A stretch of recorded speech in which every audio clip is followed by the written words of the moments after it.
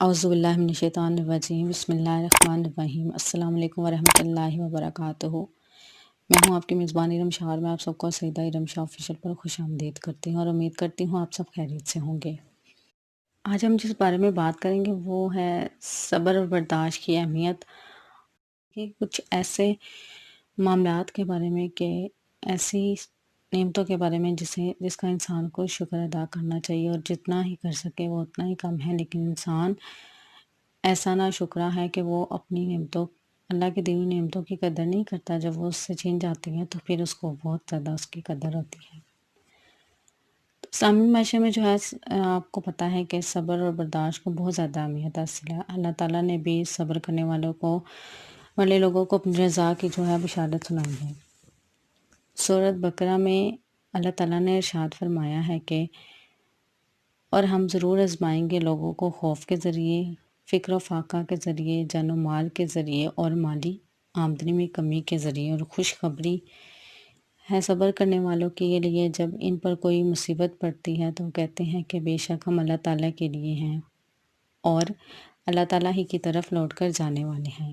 ان لوگوں پر ان کے رب کی عنایات ہوں گی اور رحمت ہوگی، اور یہی لوگ سیدھے راستے پر ہیں۔ قرآن پاک کی جو اس آیت سے ہمیں پتہ چلتا ہے کہ صبر اور برداشت کی اہمیت کتنی زیادہ ہے انسان کی دنیا میں۔ اللہ پاک انسان کو ہر طرح سے آزماتا ہے، کبھی اس سے کچھ لے کر، کبھی اس کو کچھ دے کر۔ ہر انسان دنیا میں ہر دو طرح کے حالات سے واقف ہوتا ہے، ایک اچھے اور ایک برے حالات میں۔ تو انسان کو اچھے حالات میں بھی اللہ تعالیٰ کا شکر ادا کرنا چاہیے، اور برے حالات میں بھی اللہ تعالیٰ کا شکر کرنا چاہیے اور صبر سے کام لینا چاہیے۔ اللہ تعالیٰ کی طرف سے آنے والی جو آزمائشیں ہیں وہ انسان کے جو ایمان کو پختہ کر دیتی ہیں اور اسے اپنے رب کے قریب لے جاتی ہیں۔ اللہ تعالیٰ نے اپنے انبیاء کرام کو بھی بہت زیادہ آزمائشیں دیں۔ وہ اللہ تعالیٰ کی محبوب ترین ہستیاں تھیں اس زمین پر۔ اللہ تعالیٰ نے ان کو بھی بہت زیادہ آزمائشیں دی ہیں اس زمین پر۔ اللہ رب العزت نے قرآن پاک میں ارشاد فرمایا ہے، بے شک صبر کرنے والوں کو ان کا اجر بغیر حساب کے دیا جائے گا۔ اس طرح اللہ تعالیٰ نے سورۃ ابراہیم میں بھی ارشاد فرمایا ہے کہ اگر تم شکر کرو گے تو تمہیں زیادہ دیا جائے گا۔ اس بات سے یہ پتہ چلتا ہے کہ جسمانی یا مالی مصیبت کے وقت صبر کرنا مومنین کی جو ہے وہ صفات ہے۔ جسمانی یا مالی آزمائش کے وقت صبر و تحمل کا انسان کو جو ہے مظاہرہ کرنا چاہیے۔ یہ بات بالکل صحیح ہے کہ انسان جو ہے وہ صبر نہیں کر سکتا، کیونکہ انسان ویسے ہی فطری طور پہ بے صبر ہوتا ہے۔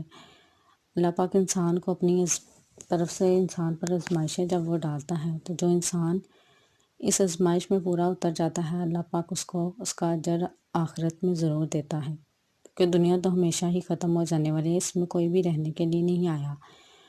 انسان کی زندگی کا کوئی اعتبار نہیں ہے، ابھی ہے اور اگلے وقت ہی نہیں ہوگی۔ اس لیے انسان کو چاہیے کہ وہ ایک دوسرے کی قدر کریں اور اللہ پاک ہر حال میں اللہ پاک کا شکر ادا کریں، کیونکہ بہت زیادہ لوگ ہیں جو ایک دوسرے کی قدر نہیں کرتے۔ میاں بیوی ہیں، کہیں شوہر قدر نہیں کرتا اور کہیں بیوی قدر نہیں کرتی، اور اس لیے ضروری ہے کہ ایک دوسرے کی قدر کرنا سیکھیں۔